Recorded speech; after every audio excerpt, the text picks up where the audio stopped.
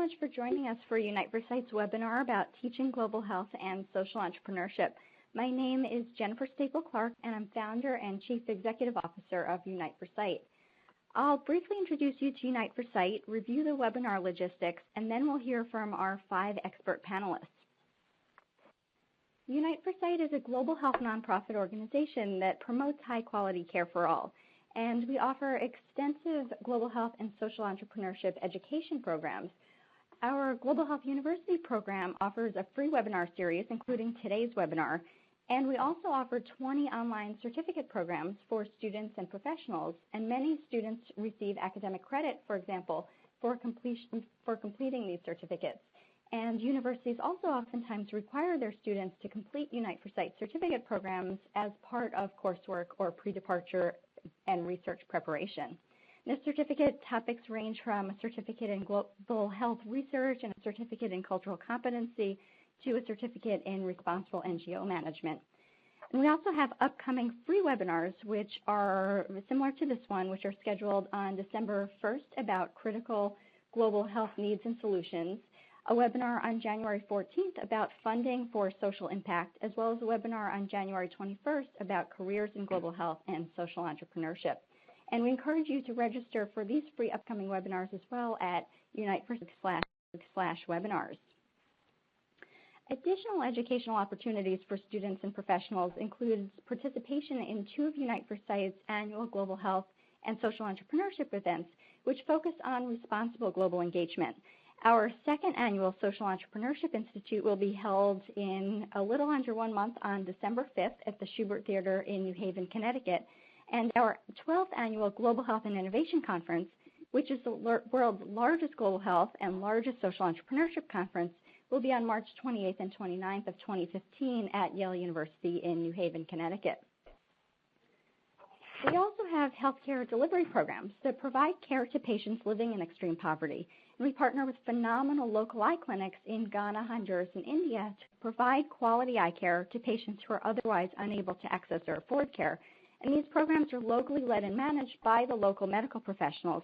And our collaboration with these local doctors has provided eye care to almost 1.9 million people by local doctors during the past decade, including more than 85,000 sight-restoring surgeries by the local ophthalmologists. And a key global health and social entrepreneurship educational opportunity is integrated into this healthcare delivery program. And several of today's webinar registrants inquired about opportunities for students to become involved with responsible global health and social entrepreneurship in developing countries. So for those who are interested in this type of opportunity, we encourage you to explore Unite's Global Impact Corps Volunteer Abroad program. And Unite for Sight is the world's only organization that is a healthcare delivery organization that also offers immersive global health and social entrepreneurship opportunities for both students and professionals. And participants support and learn from the local doctors in Ghana, Honduras, and India, as the local doctors provide care to patients living in poverty in villages, slums, and refugee camps. So the participants then learn from those local doctors about patient barriers to care, about effective strategies to reach the hardest to reach patients who are otherwise unable to access or afford care. And the local doctors are social entrepreneurs who design effective and innovative strategies to eliminate these patient barriers to care. Now I'll describe for you the basic logistics of this webinar, and we're so delighted to have all of you with us today. We have 5 amazing panelists, and they have a wealth of expertise to share with you during this next hour. Each panelist will give a 2-minute introduction about themselves, their current role, and their key piece of guidance about teaching global health and social entrepreneurship. And then we'll dedicate the remaining time to your questions and answers. We received many stellar questions already submitted from you, our audience, by Monday's question submission deadline, and we've selected the most common and most thoughtful questions to ask our panelists today. We also invite you to submit additional questions in the text box on the left of your webinar screen, and we'll select those questions as well to ask the panelists today. We also encourage you to tweet about the webinar, including your key lessons learned, by using the hashtag GHUWebinar, and you can see this hashtag in the webinar visuals on your screen. We'll proceed now with having our panelists introduce themselves in alphabetical order. I'm delighted to introduce to you our first panelist, Brian Heuser. Brian, please begin by introducing yourself, your background, and current role, and please share your key guidance about teaching global health or social entrepreneurship. Thank you so much, Jennifer. It's a pleasure to join you. As you know, I think very highly of the work of Unite for Sight and big supporter. I currently hold a faculty position at the Peabody School of Education and Human Development in the Department of Leadership, Policy, and Organizations. I teach mostly about international education, economic development, in particular with relationship to international organizations. And global health has actually been an interest of mine for about the last 5 years. I was, as I sometimes say, forced screaming to the global health stage. I actually started doing entrepreneurship, social enterprise things earlier than that, but I realized pretty quickly that I couldn't do international education anymore without doing global health. And so my big lesson, my big takeaway is you can't do global health education without making it highly interdisciplinary. Thank you so much, Brian. And Charlie MacCormack, if you can introduce yourself as well, please. Thanks, Jennifer. So this is Charlie MacCormack. I am currently the executive chair of the Millennium Development Goals Health Alliance, which is focused on implementing the UN's Every Woman, Every Child health initiative with the private sector, particularly engaging private leaders in India and Nigeria in health delivery in those countries. And additionally, I am executive in residence at Middlebury College in Vermont, where I was an undergraduate student. But Middlebury has a special focus on global health, languages, international and global studies, and social entrepreneurship. Prior to this chapter, I was the president and CEO of Save the Children, also president and CEO of World Learning and the School for International Training, and the founding dean of the master's degree program in international management at the School for International Training. And thinking about teaching global health and social entrepreneurship, I believe that the key task is to find the right balance between classroom learning and concept on the one hand and application with practitioners implementing organizations and professional associations, and case by case finding synergies between theory and practice. Terrific. Thank you so much, Charlie. And Marie Martin, if you can introduce yourself as well. Sure. Thank you so much, Jennifer. It's wonderful to be a part of this webinar and to learn from my colleagues in the process. So my name is Marie Martin, and I'm the Assistant Director of Education and Training at the Vanderbilt Institute for Global Health. I'm also the Associate Director of the Global Health Track for our Master of Public Health program. I have an academic background in international education and policy, and I've been developing curriculum and academic programs for about 15 years now, both in the U.S. and abroad. So my work focuses on building human capacity to improve health outcomes in low-resource settings. That's kind of a mouthful, but when I explain it to my students and colleagues, I think it makes sense because I try to do it at 3 distinct levels. At the individual student level with my Vanderbilt students to be more effective practitioners and leaders in global health, acquiring durable competencies and developing a strong toolkit. And at an institutional level at Vanderbilt, building high-level training programs for global health, enhancing and expanding our expertise in leadership and management, ethics, international development, to name a few. And also at the low and middle income country level, building capacity on the ground to effectively tackle health issues domestically, opening up new possibilities in training and research, and ultimately disseminating knowledge to the population. So my advice for teaching global health is much like Charlie and Brian's. Recognize the true inter and multidisciplinary aspects of global health. Identify and articulate the core competencies that students should acquire in your given course or program, and encourage critical thinking, developing applied skills by incorporating practical application, projects, case studies, and other innovative teaching tools. Terrific. Thank you so much, Marie. And Natasha Poggio, if you can also introduce yourself, please. Thanks for the invitation, Jennifer. It's a pleasure to share this time with you all listening. So my name is Natasha. I'm a social impact design strategist and educator. I currently teach visual communication design at the Hartford Art School at the University of Hartford in Connecticut. I'm originally from Buenos Aires, Argentina, but I lived in multiple places, and those experiences have contributed to bring more diverse perspectives in my life. In my work, I design cross-disciplinary projects that promote sustainable development and educational awareness of global issues.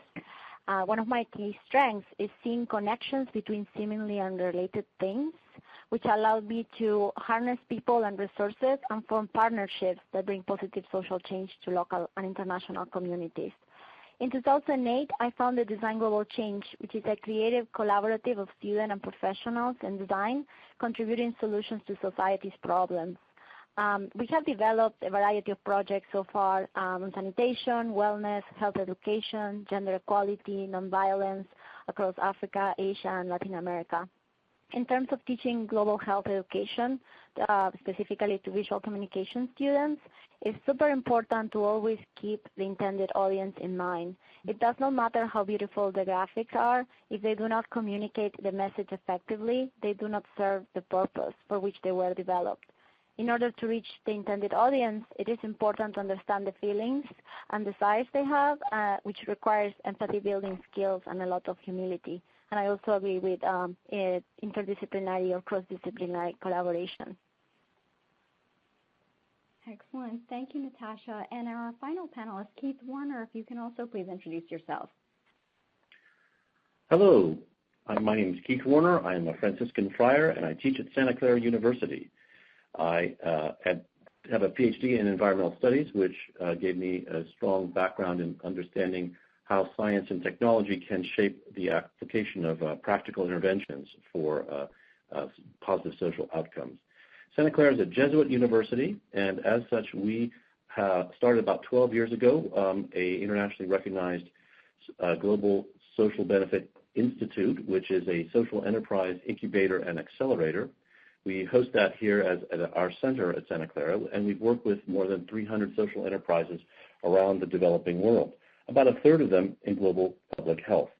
So I direct the Education and Action Research Program that links the practical field-based knowledge of our social enterprise partners with the faculty, students, and curriculum here at Santa Clara. I essentially facilitate an open access learning lab in which we learn from our social enterprise partners and then send students to go work with the partners and enhance their work and then come back and contribute to the learning of the campus. And I agree with what everyone has said prior about the importance of linking different kinds of expertise, including theoretical and practical, and classroom-based with field-based learning. Wonderful. Thank you so much to all of our panelists.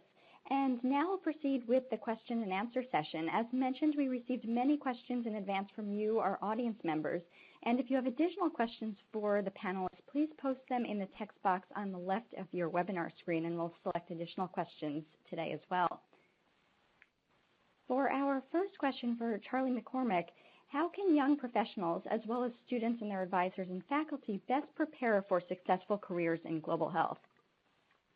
Well, I think as we've heard from Brian, Marie, and Keith, and myself, there's certainly not a single path to a career in global health. And people come in at different points of time in their lives and careers. They come in from the corporate world and from foundations and non-governmental organizations and other academic callings. So on the one hand, there's definitely not a one-size-fits-all single pathway here. On the other hand, I think there are 5 or 6 stops in the road that are really pretty crucial, whatever way you have gone. One is to spend time living and working in a culture and language different than your own, and being of service, ideally in health, in that different society and culture and civilization. So if you're an American, then you need to be in Latin America, Sub-Saharan Africa, Middle East, South Asia, Asia. If you're from one of those regions, you need to also immerse yourself elsewhere. Also, I think not in your own language, but the effort of learning to think and practice in another language is pretty essential. Also, ideally, along the way, I think to have some kind of interdisciplinary experience, perhaps in the liberal arts, perhaps by starting in one field and being in another. Global health requires a lot of different perspectives, a lot of different ways of looking at things. So I think a person to just go straight into public health as an undergraduate from first year on and then finish up in that field and study very little more than epidemiology and statistics and so on and so forth is not the way to go. So I do think a multidisciplinary background, as all the speakers have emphasized, is very important.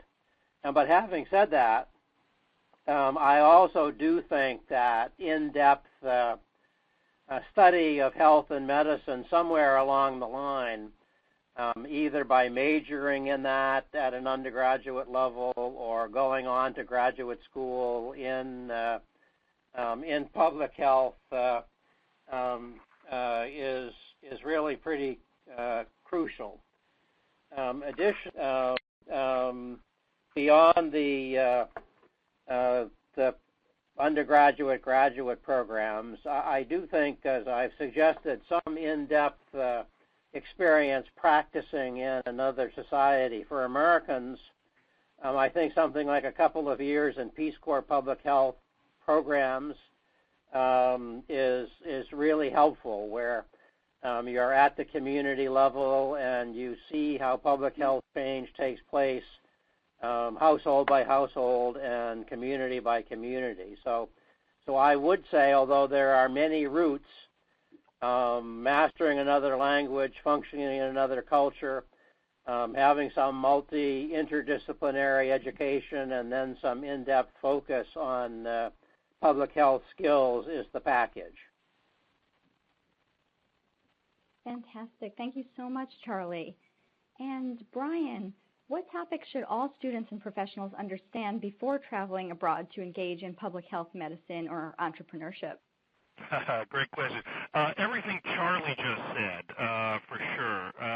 No, seriously, I want to put an emphasis on something Charlie emphasized, which is the language training and the international training, right? I think that the reason that's so important is because I have my hit list of topics that I think students need to understand, but they can't understand these unless they've had some kind of international context in which to understand them. And the first one is really demographics and basic statistics.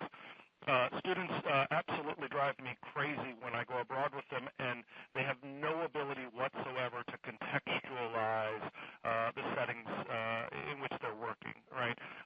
And basic social science stats or basic biostats, just any ability to know anything about reliability, validity, when they see data, when they experience certain phenomena, just the ability to wrap their minds around that. My second one is I think it's critically important for them, and this is particularly true for entrepreneurship, development economics or development studies, I would say. Because once again, economies are socially embedded, right? And economics is socially embedded. And when you start to say things like, and health, of course, socially embedded. And so you're tinkering with if you're abroad, you're always tinkering with the essentials of what holds that society together. Three is ethical training, and in particular with an emphasis on human subjects, right? Faculty have to go through extensive training on this, through our IRBs and whatnot, and just the ethics, understanding that there are many, many ways that people see work abroad and interpret work abroad, and then also all of the pieces of do no harm, right? Critically important. The last two goes very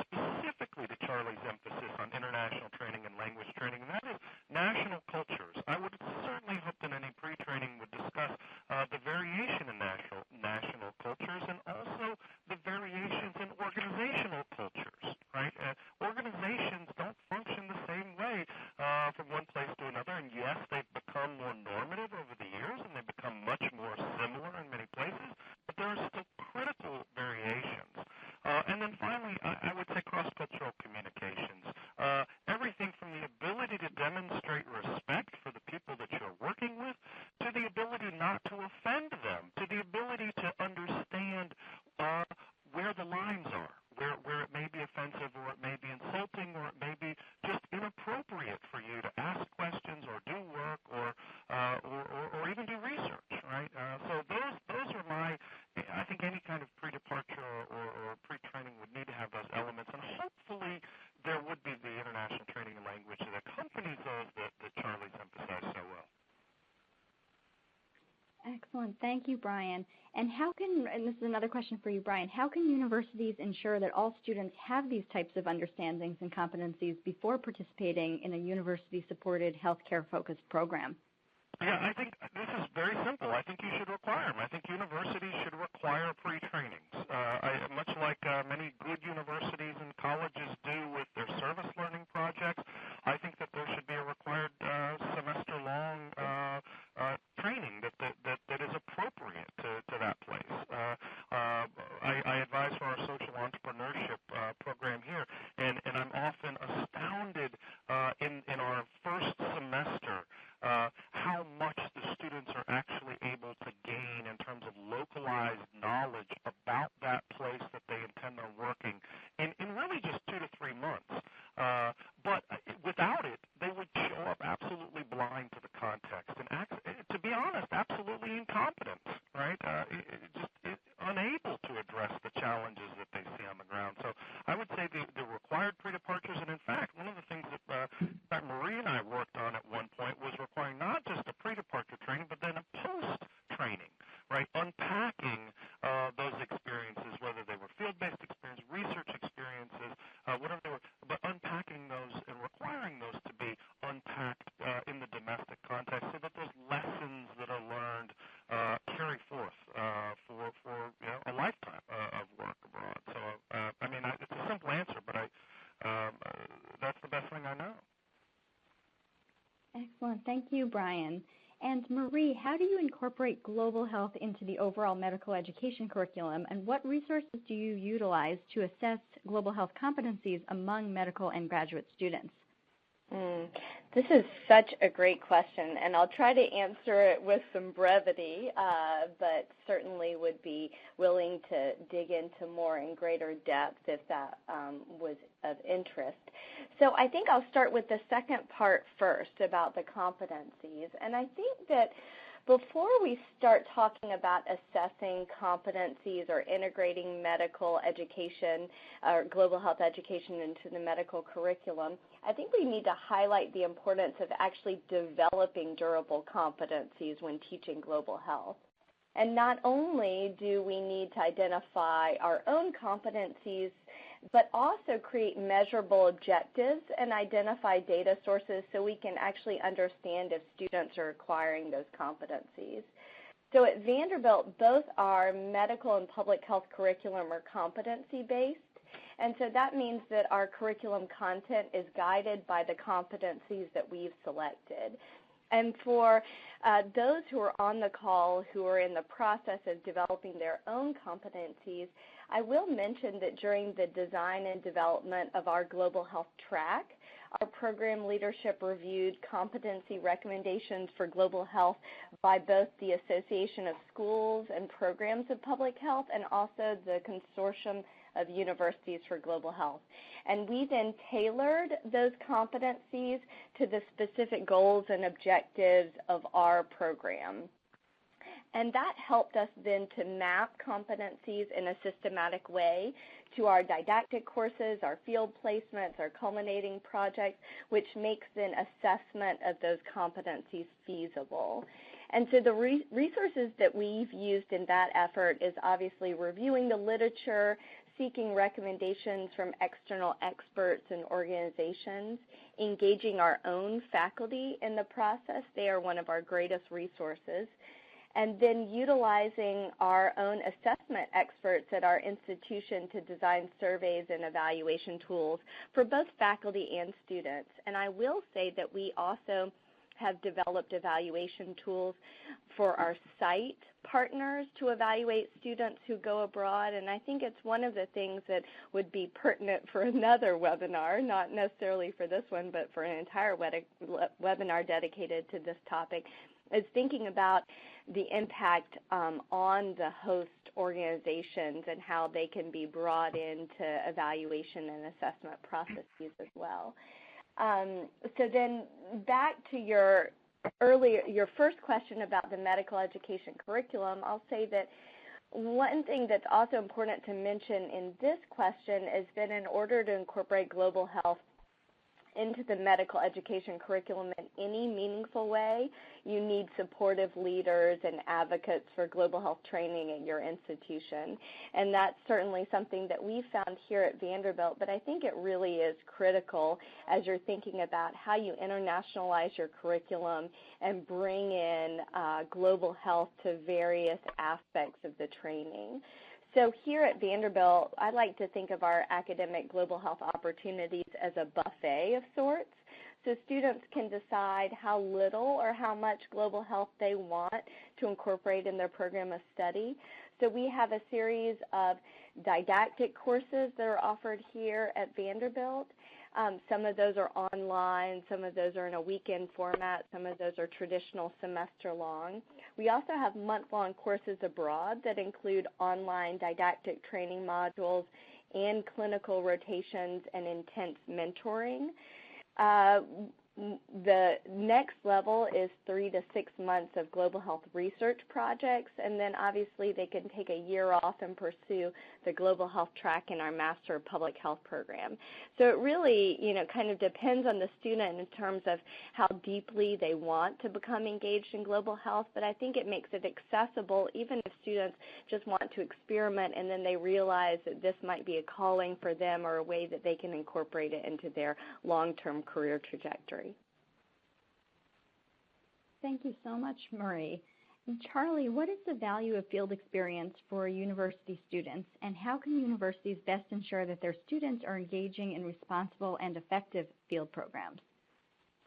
Well, of course, everyone has emphasized the fact that you need to be out on the front line and understand how changes in health take place at the home level, the individual level, the community level. And with all the statistics and macro data and now big data that we have available, you can't understand how change happens at the end of the day without also knowing how people decide to change their practices. So I think it ought to be required of any public health and global health decisions that they have actually experienced the process of change at the local community and household level.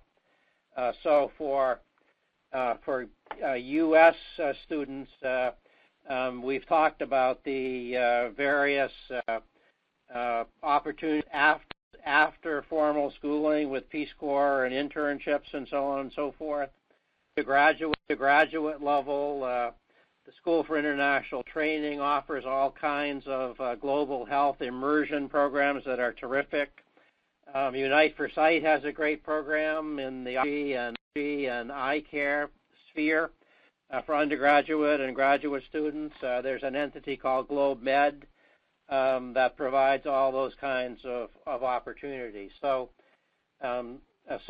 they're out there, and as I say, it ought to be required, in my opinion, that people take advantage of them before they're allowed to make decisions.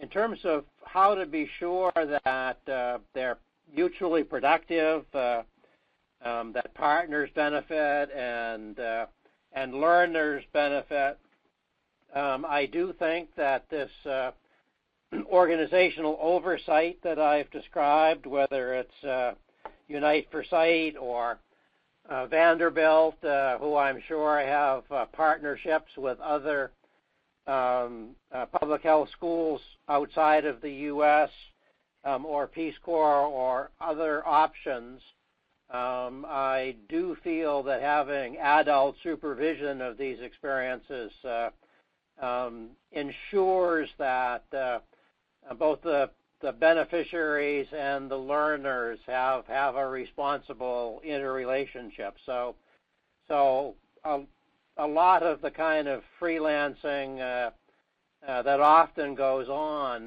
I have seen cause all kinds of difficulties. So I don't recommend that. Wonderful. Thank you so much, Charlie. And Marie, oftentimes field experiences are considered one-week short-term interventions, which are led by visiting doctors or visiting faculty to provide medical care that's not integrated into the local healthcare system and may unknowingly be providing harm to these local communities. There are so many examples of these types of short-term programs on university campuses. How best can universities develop policies to shift these good intentions to ensure effective, responsible engagement that directly supports and assists and works with the local healthcare professionals? So I'm so glad you raised this question, Jennifer. And as you mentioned, there are plenty of examples of short-term field experiences that, while motivated by good intentions, have really had negative impacts on host communities. But fortunately, there is a growing body of literature and just a general recognition that we must be intentional about how we engage in low-resource communities, whether those are here in our own backyard with foreign-born communities or across the globe. So I'd like to point people to the WAIT guidelines for ethical engagement and best practices for training experiences in global health. This was published in 2010. It's an incredibly valuable resource in this domain and focuses on guidelines for various stakeholders in global health. And so I just mentioned that as a resource. But in terms of university policies to try to mitigate some of the negative effects of programs like this, I would say first and foremost is recognition of a true partnership with the organization in whatever setting it is that you're working. To have agreements about expectations and an understanding of mutual benefit. That could come in the form of a memorandum of understanding or even just a simple written document that highlights what is gained in the partnership and potentially what challenges could arise. And that the needs and the projects are guided by locally identified and articulated needs. So these are not necessarily interventions that should be designed in isolation here in the U.S., but really there should be a partnership and the identification of those needs that comes first and foremost from the ground. And at Vanderbilt, we've really grappled with this and are moving towards the selection of partners in countries where we send different types of students. And I think what we're finding is that involving these partners in the development of programs, curriculum, assessments, evaluations, getting feedback from them that really influences the development of the program has had a greater impact for the local community.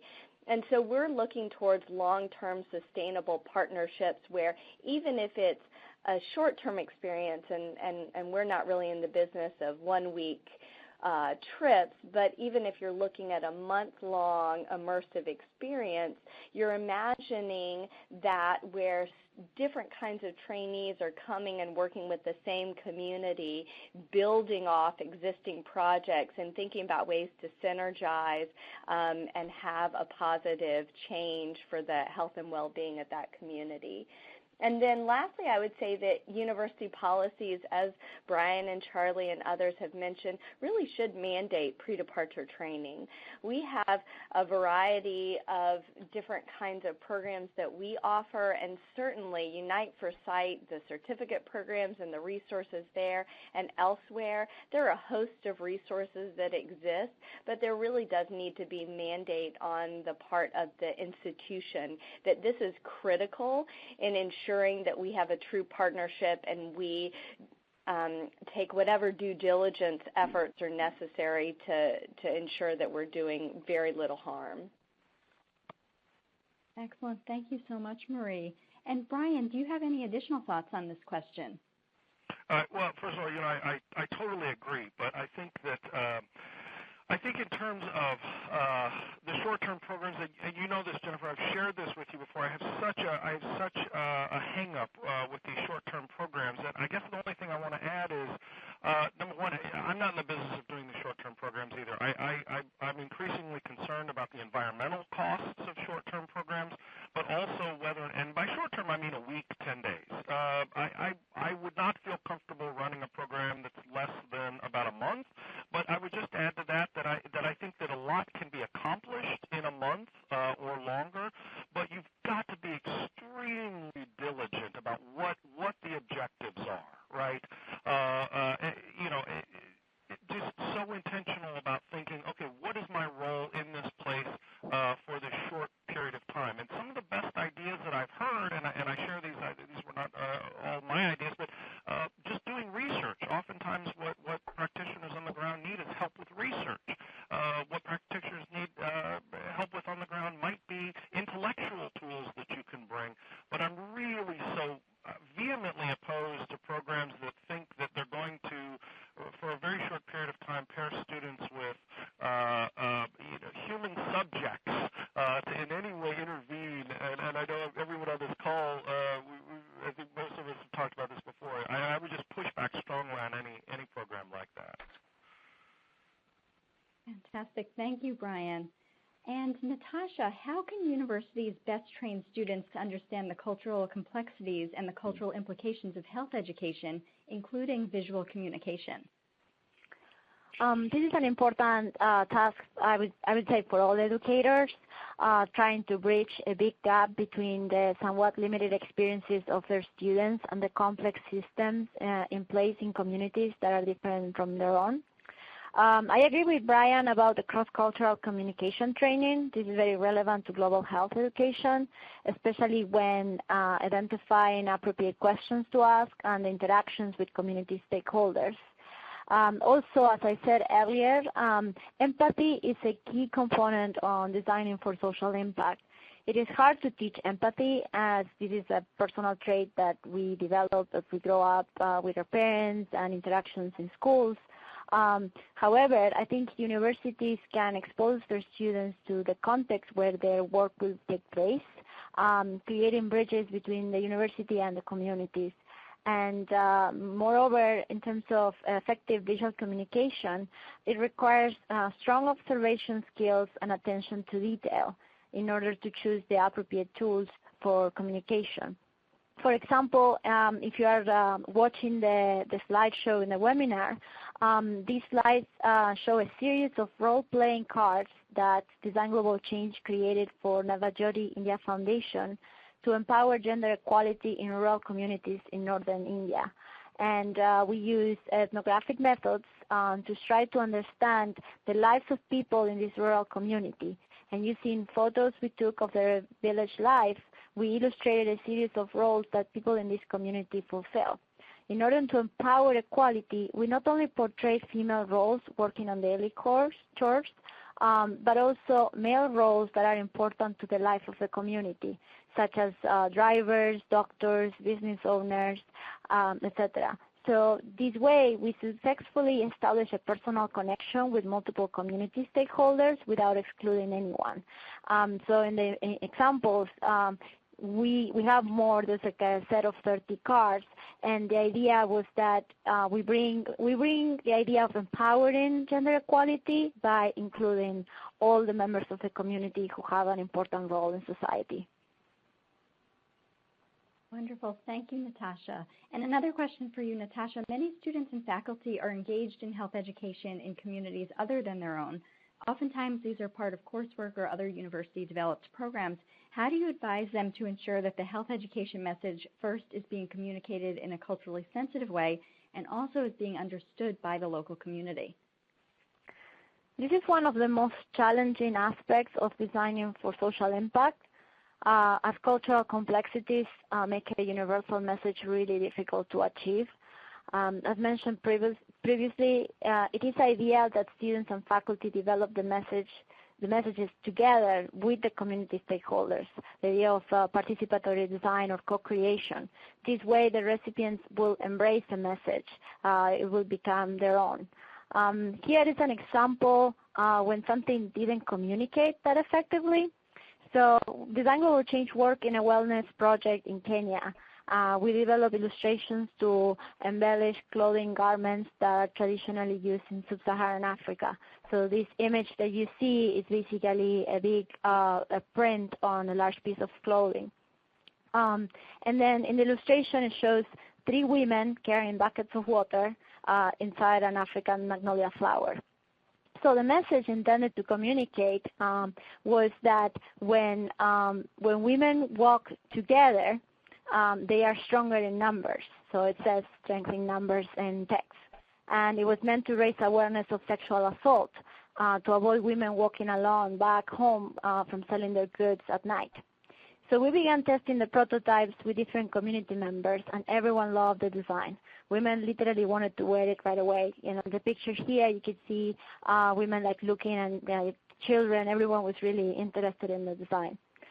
We did further testing among farming communities spread throughout the region. And in one of these sessions, we were asked, when we were asking what the message meant to these farmers, a gentleman stood up and mentioned that he thought that with more wives, that more wives bring more water. And it was like quite shocking, and we were all like kind of speechless. Because we were surprised to discover that this particular population farmers was a part of a bigamous community where a husband could marry multiple wives, 2 or 3 wives. So more water for one husband was not the message we wanted to communicate. Therefore, we went back to our sketchbooks and iterated this new idea that is shown in the next design, the next slide. So it's a purple theme. And here we portray women walking together, holding hands, which was the special thing about the idea of walking not alone. And what they carried in their heads isn't important anymore. So the emphasis of the message is that unity is power. So beyond this experience, we learned a lot with different projects that we work overseas. And in one of our most recent collaborations, in the next slide, which is with physical therapists, it involves the design of rehabilitation materials for education of above-knee amputees. So this is for prosthetic training across borders. And with them, we develop educational materials that use minimal text. So what you see here are posters that have just like very small text that is translated to the local language. So right now it's going to be distributed in 22 clinics. And we try to minimize the literacy limitations and use very simple graphics that could be understood in multiple contexts. And right now it has been tested in clinics in Lima, in Peru, and in Kenya, and in Ghana, and Uganda. So we run these prototype testings and receive very, very positive comments with minor changes. And as you can see here in the images, there's from the different places we tested it and the recent spring break. And so in short, all these images, what it shows is that to ensure the message is being understood, it is fundamental to test it with the real users. Great. Thank you so much, Natasha. And Keith, can you teach entrepreneurship, whether social or commercial? If so, how does what students learn in the classroom translate into running their own venture? Thanks. I don't think you can actually teach entrepreneurship per se, but you can certainly develop a set of competencies that are appropriate that will serve a student well over the life of his or her professional career. I think that is the direction that commercial entrepreneurship, generic entrepreneurship education is going, is towards a set of competencies. And so that's what we try to do through the fellowship that we operate here at Santa Clara. You can see on the screen that the first one links to our curriculum. The first link links to our curriculum, and the second link it goes directly to a syllabus that has got a list of 12 social enterprise competencies, which are what we try to teach through our fellowship. drawing from the same insights that some of the previous panelists articulated, we have a 9-month fellowship that links the spring of the junior year with the fall of the senior year with a required course in training in social entrepreneurship, and then an 8-week immersion experience in the developing world, a 10-day participation in our social enterprise accelerator program, and then a fall quarter for writing up the research projects that are shared back with the organizations and with vocational reflection in terms of implications for their own lives. We consciously decided to design this not as a service learning activity, but rather an action research fellowship, because I believe it's in the process of applying classroom knowledge to the challenges of a complex, confusing, contradictory culture that one doesn't necessarily understand, that one is actually able to wrestle with how to use different kinds of knowledge to guide interventions, whether they're directly for public health or other kinds of sustainable development projects. And that is, in fact, the process of application that the students learn whether or not they have those competencies and what they'll do with them. In other words, if they have natural strengths, how they can capitalize them.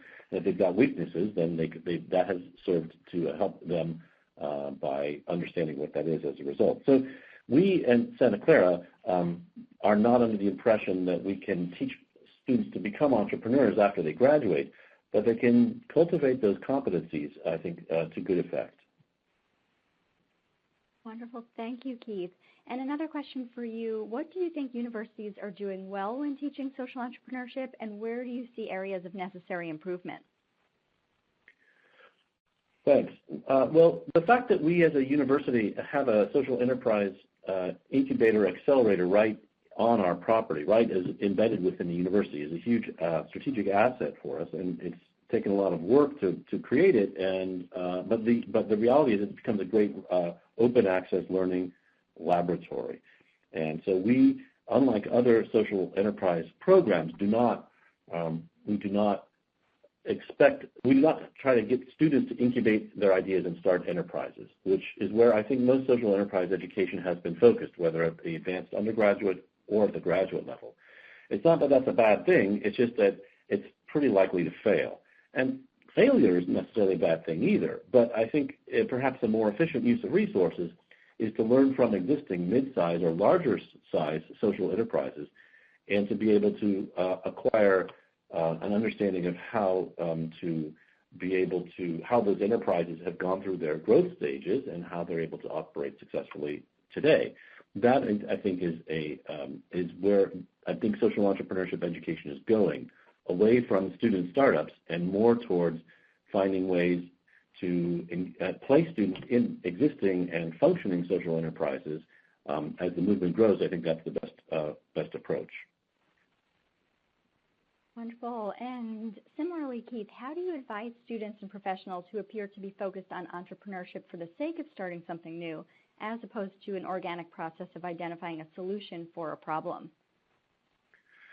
Yes, just so, and that's really I think a key question in terms of trying to figure out how to design educational programs that have a higher likelihood of benefiting both the student and the host partner, because I think we're very reluctant to impose anything that is approaching a burden on our social enterprise partner, in part because we're invested in their success. So we're not going to send students there to engage in activities that aren't directly beneficial to the enterprise.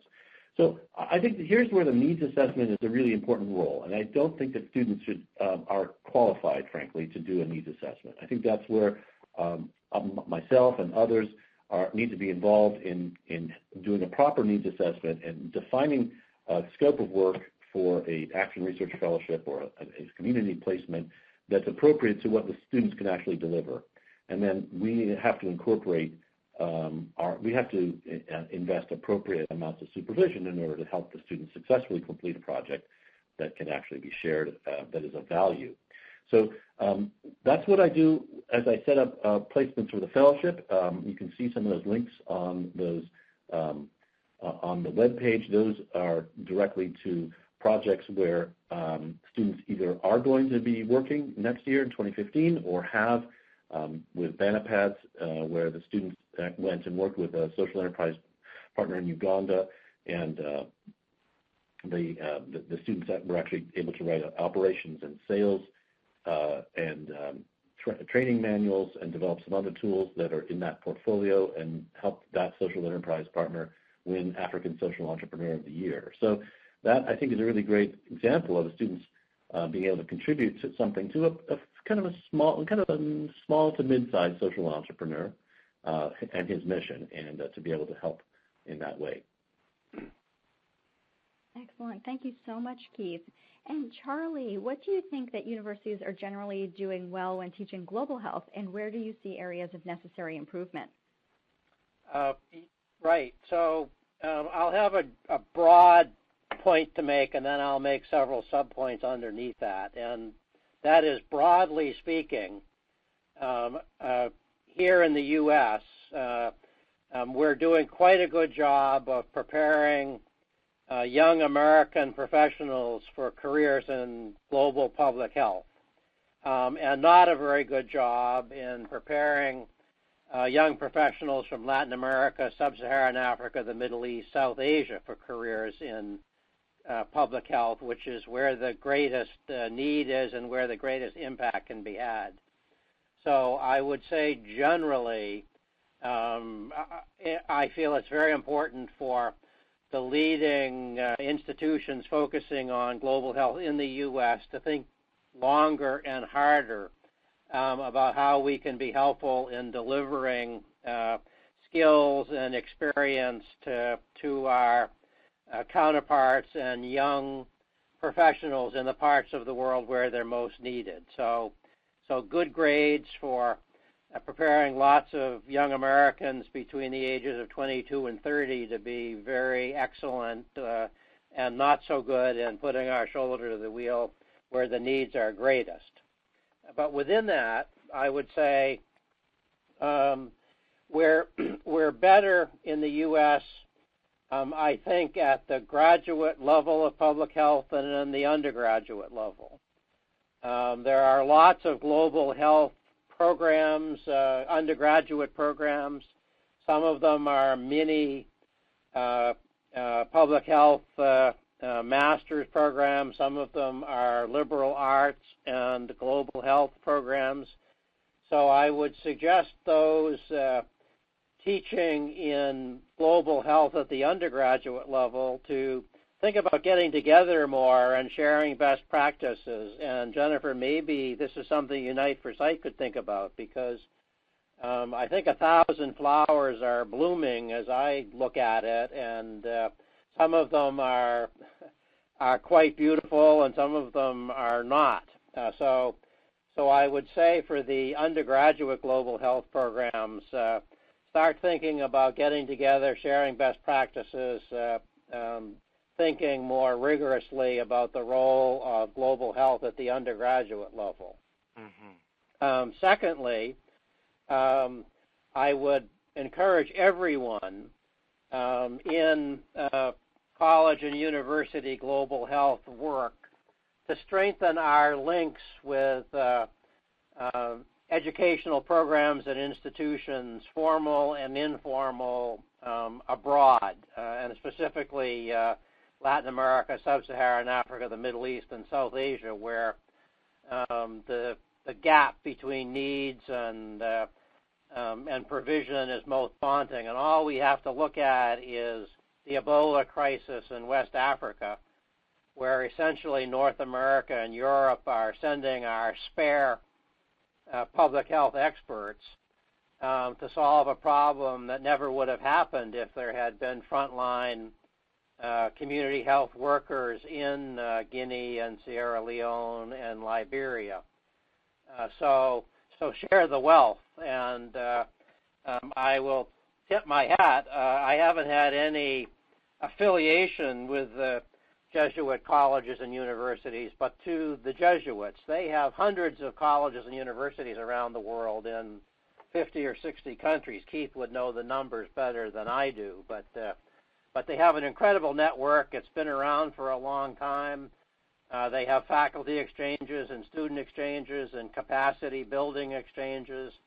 They're an incredible example of a global higher education network that's mutually supportive. And I think all of us, whether we're Middlebury or Vanderbilt or Harvard or Columbia or Johns Hopkins, could do better at strengthening these international networks. It doesn't make sense to have such an incredible set of capacities in the U.S. and the U.K. and Western Europe on global health issues, while those out dealing with the global health issues on the cold front are starved for resources. So that's the summary. Great job here in the U.S. and not so great around the world. Terrific. Thank you, Charlie. And Brian, within global health, how do you advise students who plan to develop or have developed an idea for a community abroad where they are a visitor for 1 week, a month, or a year, or some type of short-term visitation, and they've developed a plan for that community? Well, first of all, it's a great question. I advise students who are doing short-term programs to be very cognizant of whether or not it's appropriate. Right. My first conversations, and I have lots of students who come to me and they say they have an idea for an organization or a trip or this kind of thing, and my first question is it appropriate? Right? And I have a hard conversation with them, and I warn them about it up front. I say, we're going to have a hard conversation about whether or not this is appropriate or whether or not you can do just as much good by doing something else. Right? And I always ask them a series of questions, and one of those questions are, all right, if you think this is appropriate, tell me what competencies, tell me what capabilities, tell me what capacities you think that you're going to bring to this context. And we spend quite a while going over that. And then I say, okay, explain to me this. What exactly is, and I hate to go sort of pedantic on this, but I said, what is your logic model? Explain to me how your intervention is going to move anything on the ground in a meaningful and sustainable way. Because what I don't want to see any more of is colleges and universities endorsing programs that have no sustainability. These fall into that category that you and Marie and Charlie have talked about that they just oftentimes do more harm than good. They create unrealistic expectations. They create false economies. They create all kinds of challenges, I think, for populations. Once we start to get into the 1 month to 1 year, most of the questions stay the same, but they begin to change a little bit, right? What more around what kind of training, and this I would go back to Charlie's emphasis, are you going to, in fact, learn the language? Because if you're going to be there a while, you're going to need the language. And I think the other reason that Charlie's point about this was so important is because culture and language are absolutely inseparable, right? And so I asked them, what kind of competencies are you going to develop in order for you to do longer-term projects? Then I asked them about partnerships and about other resources that they've identified on the ground, right? Because and then finally we go into sort of feasibility assessment, right? And a rigorous feasibility assessment. I have lots and lots. I have an entire list of competencies and sensibilities that I want to see in my students, and I think that's the key. It isn't just, and then we go back to some of Natasha's excellent points around understanding culture and developing empathy. If I sense for 1 minute, directly to Natasha's point, if I sense for 1 minute that these students are anything less than authentically empathetic rather than just sympathetic, right? But if there isn't an empathy there, I'm probably just going to advise them to pass and think about doing something else. But if there is empathy there and they're very serious and they want to develop capacity and capabilities and they have a sustainable plan and whatnot, then we really go into their model and the feasibility of their model. And I'm happy to share that with you. That's great. Thank you, Brian. And for our final question for Keith, students are demonstrating growing interest in social entrepreneurship, and many universities are developing social entrepreneurship programs to meet the demand. What guidance do you have for universities that are interested in starting or expanding a social entrepreneurship program? I'm going to pick up on the previous speaker's point about the importance of responsible community engagement and say that I think the most important advice I could give in terms of universities developing social entrepreneurship programs is to find existing social enterprise partners and ask them what they need and what they don't need, and find ways of devising curriculum. And this is a challenge, but I think it's incumbent upon us to do so as universities. Find out what we can do to help them succeed and help students learn from the process of contributing to the mission of those enterprises and creating the structure or the shell, if you will, of learning around those educational experiences that actually contribute to and do no harm, as it were, to community-based social enterprise partners promoting public health. Wonderful. Thank you, Keith. And thank you so much to all 5 of our phenomenal expert speakers. They provided such excellent insight throughout this hour. Thank you so much to everyone and also to our audience for the submission of terrific questions. Thank you. Thank you so much, Jennifer. Thank you, Jennifer. Thanks all. Thank you so much, everyone.